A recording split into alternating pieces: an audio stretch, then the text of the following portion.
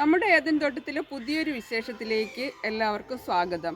ഇന്നിപ്പോൾ നമ്മുടെ സാധാരണയുള്ള ഏരിയ വിട്ടിട്ട് നമ്മളൊരു പുതിയ ഒരു ഏരിയയിലോട്ടാണ് വന്നിരിക്കുന്നത്. ഇത് നമ്മുടെ ഫാക്ടറി എന്ന് വേണമെങ്കിൽ പറയാം. നമ്മൾ കുഞ്ഞു കുഞ്ഞു തൈകൾ റെഡിയാക്കുകയും കട്ടിങ്സ് ഒക്കെ വെച്ച് ഞാൻ നേരത്തെ ബോഗൈൻ വില്ലയൊക്കെ കട്ടിങ് പിടിപ്പിക്കുന്നത് ഞാൻ കാണിച്ചല്ലോ. കട്ടിങ്സ് വെച്ചിട്ട് ഇതുപോലെ കവർ ചെയ്തൊക്കെ വെച്ചിട്ടാണ് കട്ടിങ്സ് ഒക്കെ റെഡിയാക്കി വെക്കുന്നത്. അപ്പോൾ അതിന് വേണ്ടിയിട്ട് ഞാൻ തൈകളെല്ലാം റെഡിയാക്കാൻ വേണ്ടിയിട്ട് ഒരു അധികം വെയിലില്ലാത്തൊരു ഏരിയയാണ് നമുക്ക് ആവശ്യം. ഞാൻ പലപ്പോഴും പറയാറുണ്ട്, നമ്മൾ പുതിയ തൈകൾ നടുമ്പോഴും അല്ലെങ്കിൽ കട്ടിങ്സ് വെച്ച് പിടിപ്പിക്കാനും ഒക്കെ നമ്മൾ ഇതുപോലെയൊക്കെ റെഡിയാക്കി കഴിയുമ്പം ഡയറക്റ്റ് വെയിൽ കിട്ടാത്ത ഏതെങ്കിലും ഒരു ഭാഗത്തായിരിക്കണം നമ്മൾ അതൊക്കെ റെഡിയാക്കി എടുക്കാനുള്ളത്. അപ്പോൾ എനിക്ക് ഈ തൈകളൊക്കെ ഈ കട്ടിങ്സ് ഒക്കെ പിടിപ്പിക്കുന്ന സമയത്ത് കൂടുതൽ സക്സസ്ഫുള്ളായിട്ട് കിട്ടുന്ന ഒരു ഏരിയ എന്ന് പറയുന്നത് ഇതാണ് കേട്ടോ.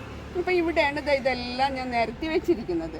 അപ്പോൾ ഇന്ന് ഞാൻ കാണിക്കാൻ പോകുന്നത് ഇപ്പോൾ ട്രെൻഡിങ് ആയിട്ട് കൊണ്ടിരിക്കുന്ന ഒരു പ്ലാന്റും എല്ലാവരും അന്വേഷിച്ച് നടക്കുന്നതുമായിട്ടുള്ള ഒരു പ്ലാന്റാണ് കേട്ടോ. മെഡിസിനായിട്ടും അല്ലാതെയും ഒക്കെ ഉള്ള ഒരു സാധനമാണ് ഞാൻ ഇന്ന് കാണിക്കാൻ പോകുന്നത്. ഒരുപാട് ആവശ്യക്കാരുള്ളതും പല കാര്യങ്ങൾക്ക് വേണ്ടിയിട്ട് ഇപ്പോൾ എല്ലാവരും അന്വേഷിച്ച് നടക്കുന്നത്. അപ്പോൾ ആ പ്ലാന്റ് ഏതാണെന്ന് അറിയാനുള്ള ആ വീഡിയോയിലേക്ക് നമ്മൾ പോകുന്നതിന് മുന്നേ നമ്മുടെ ചാനൽ സബ്സ്ക്രൈബ് ചെയ്യാത്തവരെല്ലാവരും ഒന്ന് സബ്സ്ക്രൈബ് ചെയ്യണേ. അപ്പോൾ നല്ലൊരു വീഡിയോ ആണ് ഞാൻ ഇടുന്നതെന്നുണ്ടെങ്കിൽ, അല്ലെങ്കിൽ നിങ്ങൾ കാണുമ്പോൾ ഇതൊരു നല്ലൊരു വീഡിയോ ആണെന്ന് തോന്നുന്നുണ്ടെങ്കിൽ നിങ്ങളുടെ ഫ്രണ്ട്സിനൊക്കെ ഒന്ന് ഷെയർ ചെയ്ത് കൊടുത്താൽ എല്ലാവർക്കും അത് പ്രയോജനപ്പെടുമല്ലോ. അപ്പോൾ വീഡിയോ ഒക്കെ ഒന്ന് ലൈക്ക് ചെയ്ത് നിങ്ങളുടെയൊക്കെ അഭിപ്രായങ്ങളൊന്ന് കമൻ്റായിട്ടും കൂടെ രേഖപ്പെടുത്തിയേക്കണം കേട്ടോ. അപ്പോൾ വീഡിയോയിലേക്ക് പോകാമോ? ഞാൻ ഇത്രയും നേരം പറഞ്ഞ ആ പ്ലാന്റ് ഇതാണ് കേട്ടോ. ഇതെല്ലാവർക്കും അറിയാമല്ലോ. അത് കയ്യിലെടുക്കുമ്പം തന്നെ അതിൻ്റെ മണമെന്ന് പറയുന്നത് ഒരു ആസ്വാദ്യകരമായിട്ടുള്ള ഒരു മണമാണ് കേട്ടോ. നമ്മൾ സാധാരണ ഒരു പ്ലാന്റിൻ്റെ മണം അറിയണമെന്നുണ്ടെങ്കിൽ അതിൻ്റെ ഇലകളിൽ തൊട്ട് അല്ലെങ്കിൽ മണപ്പിച്ചാൽ മാത്രമൊക്കെ അല്ലേ നമുക്ക് മണം അറിയാൻ പറ്റുള്ളൂ. പക്ഷേ ഇത് അങ്ങനെയല്ല. ഇതിൻ്റെ അടുത്തൂടെ പോയാൽ തന്നെ ഇതിൻ്റെ മണം നമുക്കറിയാൻ പറ്റും. അപ്പോൾ ഇത് ഔഷധമായിട്ടും അല്ലെങ്കിൽ ഒരു സുഗന്ധ വ്യഞ്ജനം എന്ന് പറഞ്ഞാൽ നമ്മൾ ഈ കറി മസാലയൊക്കെ ഉപയോഗിക്കുന്നത് പോലെ കറികൾക്ക് സ്വാദും മണവും കൂട്ടാനും ഔഷധമായിട്ടും ഒക്കെ ഉപയോഗിക്കുന്ന ഒരു പ്ലാന്റാണ് റോസ്മേരി.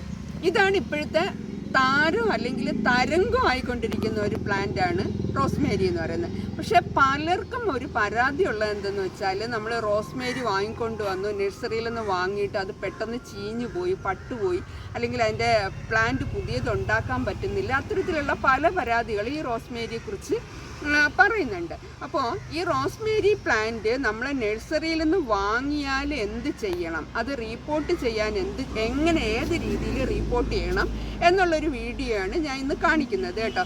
ഇത് ഞാൻ നേരത്തെ ഉള്ളൊരു പ്ലാന്റ് റിപ്പോർട്ട് ചെയ്ത് നല്ല ഹെൽത്തി ആയിട്ട് വരികയാണ്. അപ്പം ഞാൻ ഈ പ്ലാന്റിനെ എങ്ങനെയാണ് റിപ്പോർട്ട് ചെയ്തതെന്നാണ് ഇന്നിപ്പം ഞാൻ നിങ്ങൾക്ക് കാണിച്ചു തരാൻ പോകുന്നത് കേട്ടോ. അപ്പോൾ അതിനായിട്ട് നമ്മൾ ആദ്യം ചെയ്യേണ്ടത് നമ്മുടെ പോട്ടിംഗ് മിക്സ് റെഡിയാക്കി വയ്ക്കുക എന്നുള്ളതാണ്. പോട്ടിംഗ് മിക്സിന് ഇതിന് നല്ല നീർവാഴ്ചയുള്ള മണ്ണായിരിക്കണം നമ്മൾ ഉപയോഗിക്കാനുള്ളത്. അപ്പോൾ അതിന് നമുക്ക് മണൽ കൂടുതൽ ചേർന്ന മണ്ണ് ഉപയോഗിക്കാം കേട്ടോ. ചകിരിച്ചോറ് വേണമെന്നില്ല. ചകിരിച്ചോറ് ഞാൻ ചേർത്തിട്ടില്ല. ഞാൻ ഒരു പ്ലാന്റും റിപ്പോർട്ട് ചെയ്തപ്പോൾ റോസ്മേരി റിപ്പോർട്ട് ചെയ്തപ്പോൾ ചകിരിച്ചോറ് ചേർക്കാതെയാണ് റിപ്പോർട്ട് ചെയ്തത് കേട്ടോ. ഒരുപാട് വളപ്രയോഗത്തിൻ്റെ ഒന്നും ആവശ്യമുള്ള ഒരു പ്ലാന്റ് അല്ല റോസ്മേരി എന്നാണ് എനിക്ക് എൻ്റെ അനുഭവത്തിൽ തോന്നിയിട്ടുള്ളത്. അപ്പം ഒരു 60% മണലും 20% സാധാരണ മണ്ണും 20% ചാണകവും, ഇത്രയും മാത്രമുള്ള ഒരു പോട്ടിംഗ് മിക്സ് മതി കേട്ടോ എൻ്റെ അനുഭവത്തിൽ റോസ്മേരിക്ക്. അപ്പം ആ രീതിയിൽ ഞാൻ തയ്യാറാക്കി വെച്ചിരിക്കുന്ന മണ്ണാണ് ഇത് കേട്ടോ. ഇതിപ്പോൾ ഇതിനകത്ത് മണലാണ് കൂടുതൽ ഉപയോഗിച്ചിരിക്കുന്നത്. അപ്പം മണൽ കൂടുതൽ ഉപയോഗിച്ചിരിക്കുന്നതുകൊണ്ട് തന്നെ വെള്ളം കെട്ടി നിൽക്കാതെ വെള്ളം നല്ല രീതിയിൽ വാർന്നു പോകും കേട്ടോ. അപ്പം നമുക്കിനി ഇതിനെ ഒന്ന് റിപ്പോർട്ട് ചെയ്ത് നോക്കാം. അപ്പം അതിനായിട്ട് ആദ്യം ചെയ്യേണ്ടത്, നമ്മുടെ ഈ പ്ലാന്റ് ഉണ്ടല്ലോ, ഇതിനെ നമ്മുടെ കയ്യിൽ ബാക്കിൽ ഇങ്ങനെ ഒരു തട്ട് കൊടുക്കുമ്പം ഇത് ഇളകി വരും. അതിൽ നിന്ന് ഈ മണ്ണിനെ നമ്മൾ മാക്സിമം കളയുക. പിന്നെ ഈ നഴ്സറി പ്ലാന്റ്സ് വരുമ്പോൾ ഇതിനകത്തൊരു നെറ്റ് പോട്ട് ഇരിക്കുന്ന കണ്ടിട്ടുണ്ടോ? ഈ നെറ്റ് പോട്ട് നമ്മൾ കട്ട് ചെയ്ത് മാറ്റണം കേട്ടോ. ഇതിലിത് പുതിയ റൂട്ട്സൊക്കെ വരുന്നെങ്കിൽ തന്നെയും ഒരു കളിമണ്ണ് പോലത്തെ കട്ട പിടിക്കുന്ന മണ്ണായത് കാരണം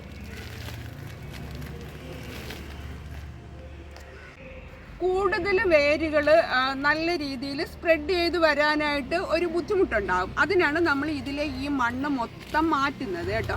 പിന്നെ നമ്മൾ പ്രധാനമായിട്ട് ചെയ്യേണ്ടത് ഈ കാണുന്ന നെറ്റ് പോട്ട് കട്ട് ചെയ്ത് മാറ്റണം കേട്ടോ. അപ്പോൾ ഇതിലിരുന്നാലും പ്ലാന്റിൻ്റെ വളർച്ചയെ അത് ബാധിക്കും. മിക്കവാറും പ്ലാന്റ്സിലൊക്കെ ഈ നെറ്റ് പോട്ട് കാണാറുണ്ട്. അപ്പോൾ ആ നെറ്റ് പോട്ടിനെ ഞാൻ കട്ട് ചെയ്ത് മാറ്റുകയാണ് കേട്ടോ. അപ്പോൾ നെറ്റ് പോട്ട് മാറ്റാൻ വേണ്ടിയിട്ട് അതിൻ്റെ 2 വശത്ത് ഇങ്ങനെ കട്ട് ചെയ്ത് കഴിയുമ്പോൾ നമുക്ക് ആ നെറ്റിനെ മാറ്റിയെടുക്കാൻ സാധിക്കും.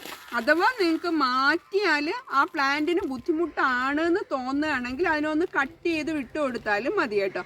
അപ്പോൾ ഈ പ്ലാന്റ് ഇപ്പോൾ ഈ നെറ്റ് പോട്ടിൽ നിന്ന് മാറ്റി ഞാൻ മറ്റേ നമ്മുടെ പോട്ടിംഗ് മിക്സിലോട്ട് വെക്കാൻ പോവുകയാണ് കേട്ടോ. അപ്പോൾ നമ്മൾ ഇതൊക്കെ ചെയ്യുമ്പോൾ ഇതിൻ്റെ വേരുകൾക്ക് വലിയ ക്ഷതമൊന്നും ഉണ്ടാവാതെ നോക്കണം കേട്ടോ.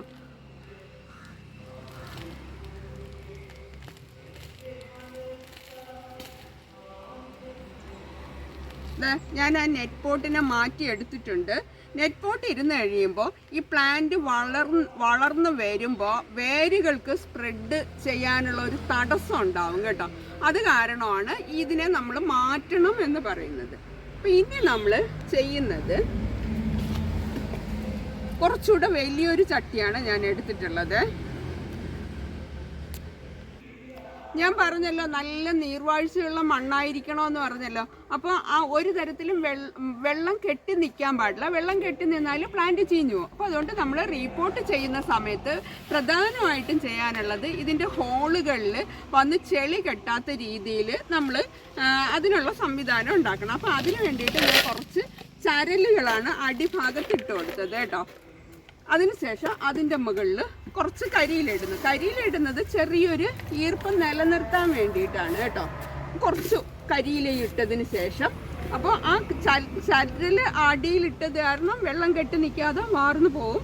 ഈ കരിയില ഇട്ടത് കാരണം ചെറിയൊരു ഈർപ്പം നിലനിർത്താനും സാധിക്കും. അപ്പം അതിലേക്ക് ഞാൻ നേരത്തെ പറഞ്ഞ രീതിയിൽ തയ്യാറാക്കിയ പോട്ടിംഗ് മിക്സ് ഇട്ട് കൊടുക്കുകയാണ് കേട്ടോ.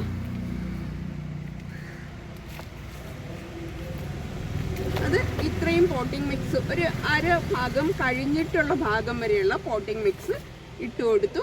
അതിനുശേഷം ഈ പ്ലാന്റിനെ ഇതിലോട്ട് വെക്കുകയാണ് കേട്ടോ. ഇതിലോട്ട് വെച്ച് വീണ്ടും അതിൻ്റെ മുകളിൽ മണ്ണിട്ട് കൊടുക്കുന്നു.